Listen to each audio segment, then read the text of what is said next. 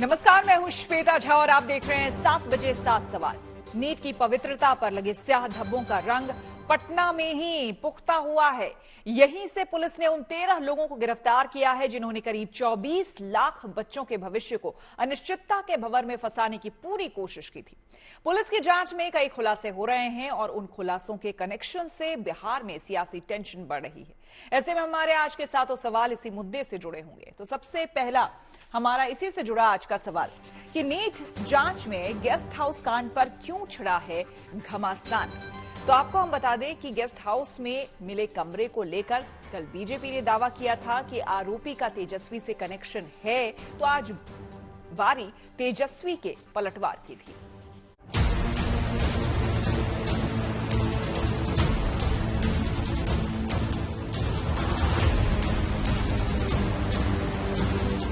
करीब 24 लाख बच्चों के भविष्य से जुड़ी नीट परीक्षा में धांधली की एक किश्त का खुलासा पटना में भी हुआ है।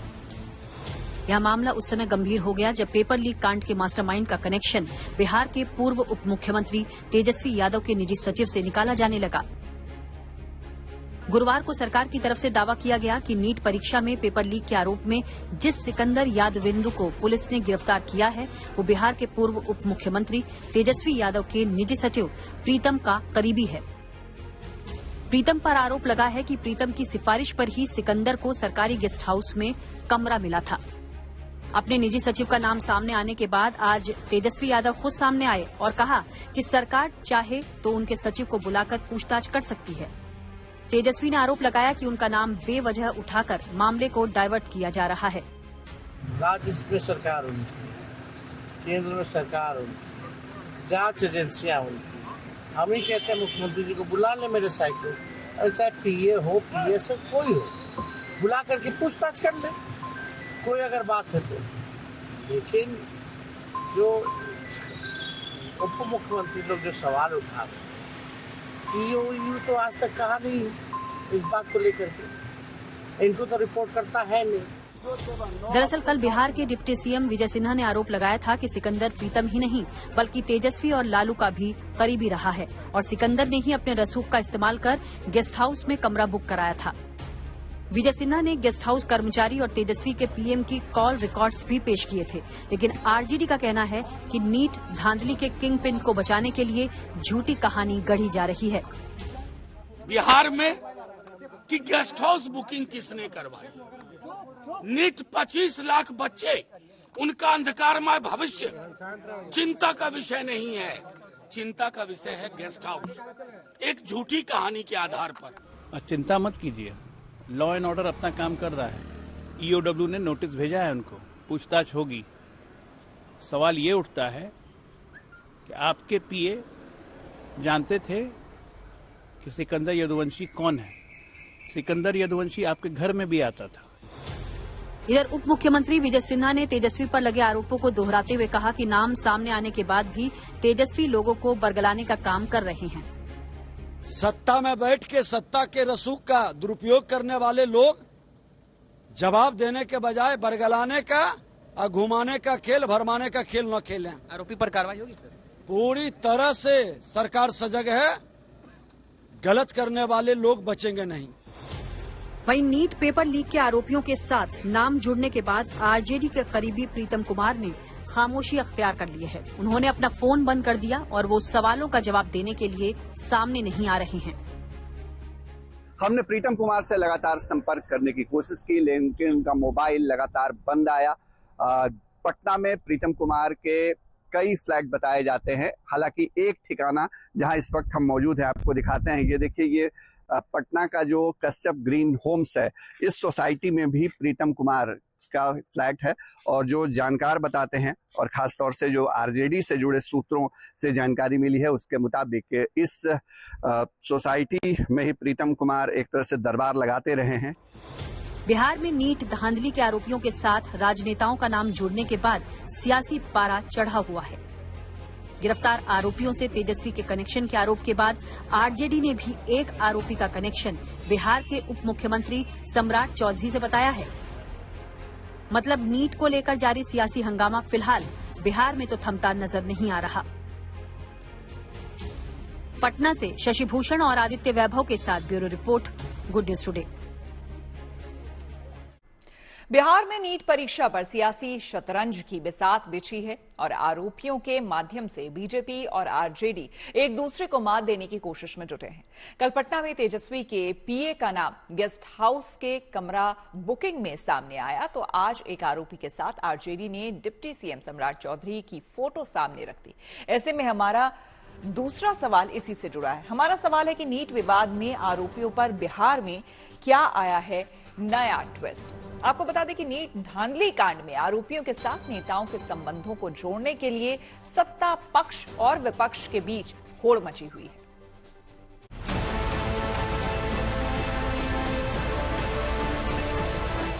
गुरुवार को बीजेपी ने नीट घोटालेबाजों के साथ पूर्व उप मुख्यमंत्री तेजस्वी यादव का नाम जोड़ा, तो आज आरजेडी ने पलटवार किया। आरजेडी ने आरोप लगाया कि नीट धांधली मामले में गिरफ्तार एक आरोपी का संबंध बिहार के उप मुख्यमंत्री सम्राट चौधरी के साथ है। कल उप मुख्यमंत्री विजय सिन्हा ने तेजस्वी के निजी सचिव प्रीतम के साथ सिकंदर की बातचीत के कॉल रिकॉर्ड्स पेश कर दावा किया था कि तेजस्वी और सिकंदर के बीच करीबी रिश्ते रहे हैं। तो आज आरजेडी ने दावा किया कि एक और आरोपी अमित आनंद का उप मुख्यमंत्री सम्राट चौधरी के साथ करीबी रिश्ते रहे हैं। आरजेडी ने एक तस्वीर पेश की जिसमें अमित आनंद सम्राट चौधरी का स्वागत करते दिख रहे हैं। में जो शख्स दिख रहा है उसका नाम अमित आनंद है। कबूलनामा है, कन्फेशन ऑफ गिल्ट है। दूसरा व्यक्ति नीतीश कुमार है जिसका कन्फेशन ऑफ गिल्ट है।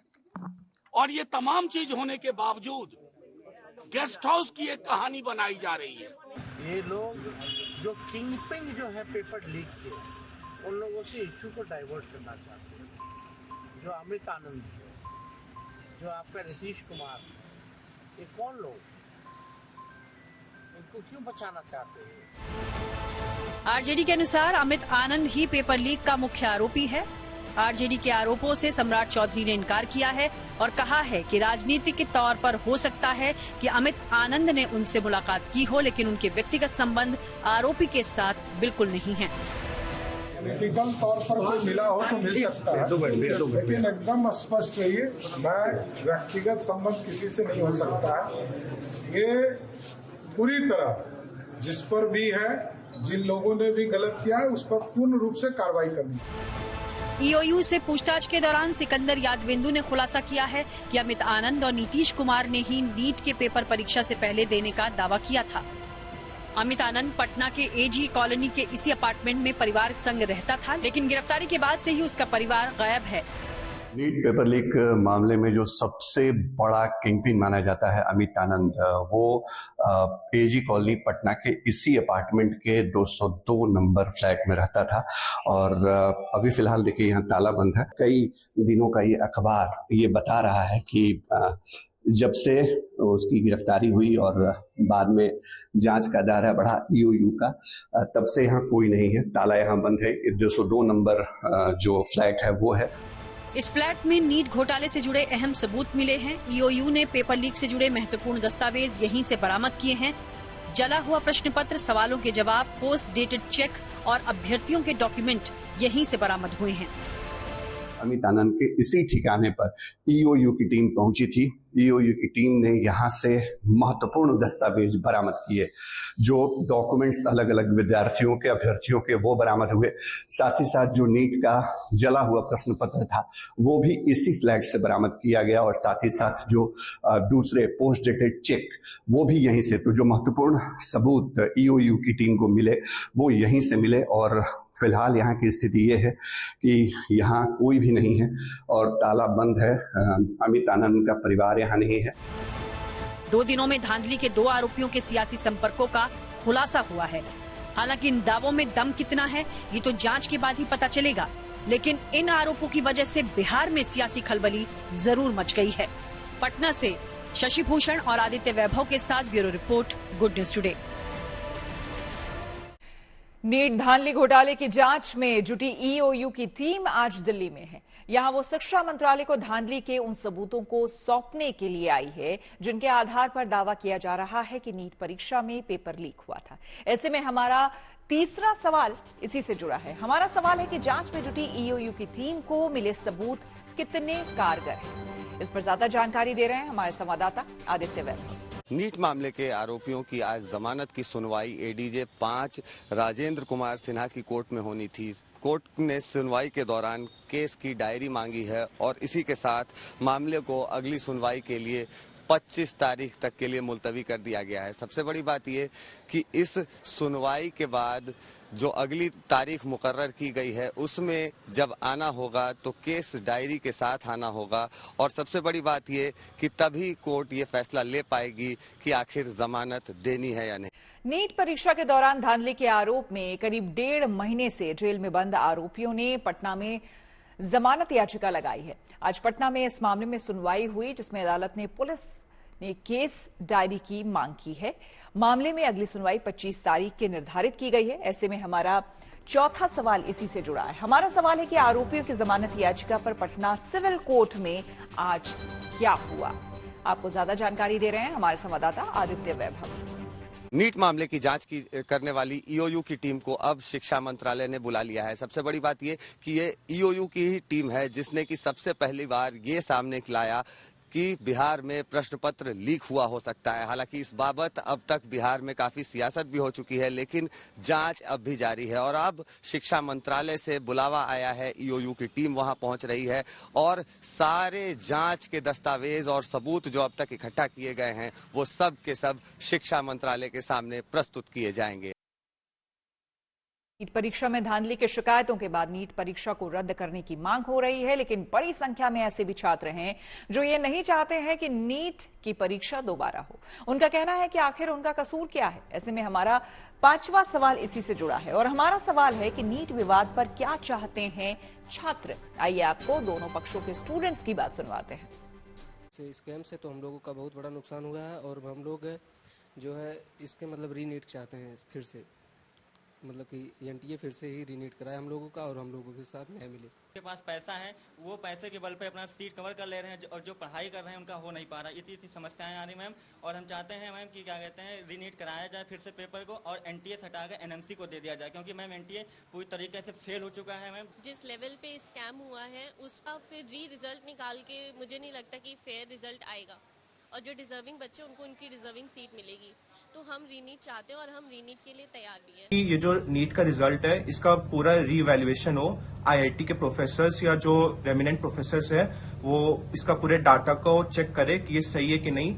और रीनीट के बारे में मैं ये सोचता हूँ कि जो कोर्ट 8 जुलाई को डिसीजन लेगी वो फाइनल होगा। देखा जाए तो फिर अगर ऐसे रहा तो फिर मुझे अगले साल फिर तैयारी करनी पड़ेगी, जिस कारण कि और भी मेरी तरह जो बच्चे हैं वो भी अगले साल फिर तैयारी करेंगे और अगले साल फिर हमें नेक्स्ट जनरेशन अगली जनरेशन के साथ साथ हमें भी तैयारी करनी पड़ेगी, जिसके कारण अपने आप में कंपटीशन बहुत ज्यादा हो जाए। सुप्रीम कोर्ट ने नीट यूजी मामले में दाखिल अर्जियों पर आज फिर से काउंसलिंग पर रोक लगाने से इनकार किया। सुप्रीम कोर्ट ने कहा कि अगर 5 मई को हुई परीक्षा रद्द कर दी जाती है तो सब कुछ रद्द हो जाएगा।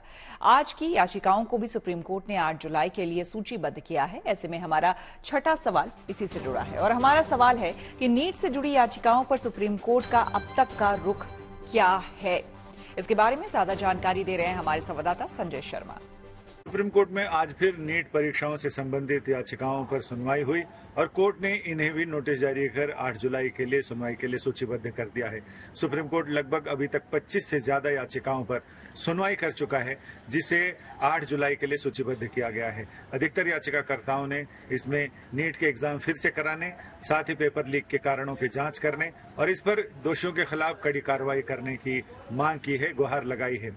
सुप्रीम कोर्ट में लगभग 25 से ज्यादा याचिकाएं हैं जिन पर 8 जुलाई को सुनवाई होनी है। इन याचिकाओं में लगभग 7 याचिकाएं नेशनल टेस्टिंग एजेंसी एनटीए की तरफ से दाखिल की गई हैं, जिसमें वो ट्रांसफर पिटिशंस हैं, जिसमें देश के दिल्ली हाईकोर्ट सहित 7 हाईकोर्ट्स में जो अलग अलग याचिकाएं दायर की गई हैं उनको ट्रांसफर कर सुप्रीम कोर्ट में मंगाने की गुहार लगाई गई है, ताकि उनकी सुनवाई एक ही जगह हो जाए और एक ही जगह सुनवाई के साथ साथ इसमें किसी तरह की कंफ्यूजन की गुंजाइश न रहे।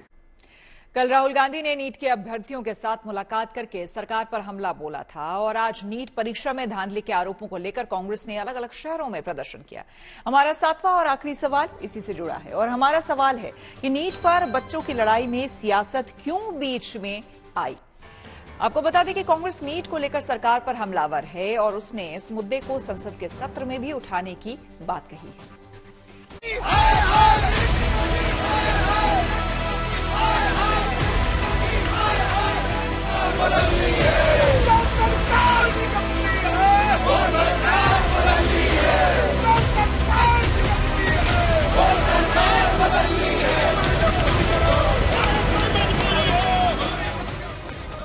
नीट को लेकर छिड़ा सियासी संग्राम अब सड़कों पर आ चुका है। कांग्रेस ने नीट मुद्दे पर सरकार को घेरने के लिए आज देश के अलग अलग शहरों में प्रदर्शन किया।